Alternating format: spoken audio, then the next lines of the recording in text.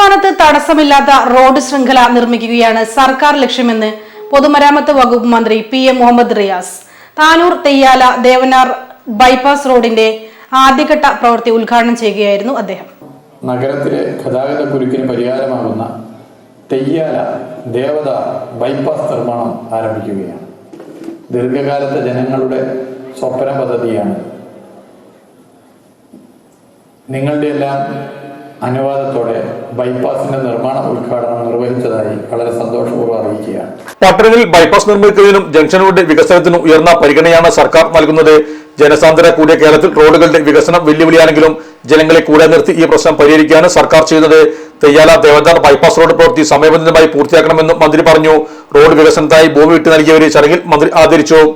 Kattilangadi government higher secondary സ്കൂളിൽ നടന്ന ചടങ്ങിൽ ന്യൂനപക്ഷ കായിക വകുപ്പ് മന്ത്രി വി അബ്ദുറഹ്മാൻ അധ്യക്ഷനായിരുന്നു. താനൂർ നഗരസഭാ ചെയർമാൻ റഷീദ് മൊയ്യ, നഗരസഭാ പൊതുമരാമത്ത് സ്ഥിര അധ്യക്ഷ രാധിക ശശികുമാർ, വികസന സ്ഥിരസമിതി അധ്യക്ഷൻ CM ഷബീർ, നഗരസഭാ കൗൺസിലർമാരായ ആരിഫ സലീം, സുചിത്ര സന്തോഷ്, റൂബി ഫോസി, പൊതുമരാമത്ത് വകുപ്പ് നിരത്ത് വിഭാഗം executive engineer CH Abdul Gafoor എന്നിവർ സംസാരിച്ചു.